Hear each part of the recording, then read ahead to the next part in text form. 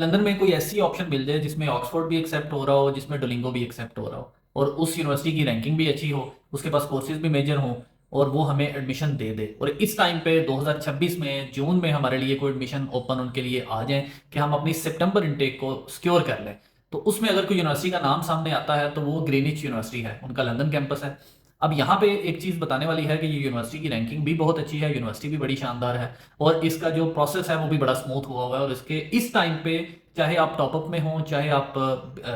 Bachelors के हों, चाहे आप मास्टर्स के हों,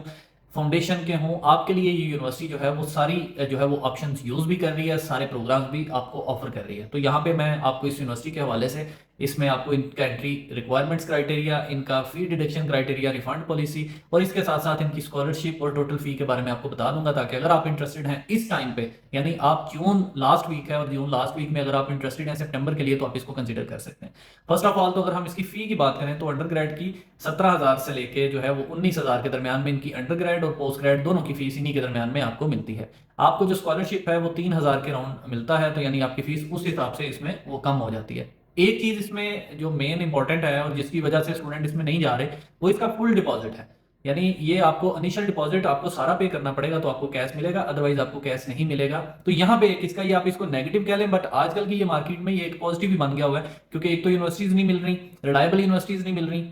और उसके बाद फिर नेक्स्ट आपका जो है वो प्रोसेस नहीं स्मूथ हो पा रहा, तो यूनिवर्सिटीज जो है वो कैश विड्रॉ कर लेती हैं, आपको वो एडमिशन नहीं दे रही। तो इस तरह के सिनेरियो में ये आपको ऑप्शन मिल रही है, बट विद फुल फी के साथ। इनकी जो अकोमोडेशन है वो ऑन कैंपस सबसे चीपेस्ट है लंदन में। दूसरी अगर हम इसको बात करें तो ये 1 ईयर का वर्क प्लेसमेंट भी दे रही है आपको। अगर हम इनकी एंट्री रिक्वायरमेंट की बात करें तो अंडर ग्रेड में अगर आपके जो है वो इंटरमीडिएट में 70% मार्क्स हैं, आपका गैप 2 साल से ज़्यादा नहीं है, तो आप इसमें बैचलर्स में एडमिशन ले सकते हैं डायरेक्ट, यानी आपको फाउंडेशन नहीं करना पड़ेगा। और इसमें आपको फिर डोलिंगो, आपका ऑक्सफोर्ड, आईएलटीएस, पीटी, जिसमें भी आप इसमें एक्सपर्टी रखते हैं आप उसको वो टेस्ट को कर सकते हैं। इसी तरह से अगर आप पोस्ट ग्रेड में जाना चाहते हैं तो अगर आपकी 4 ईयर्स की बैचलर्स की डिग्री है तो वो 2.5 CGPA के साथ होनी चाहिए,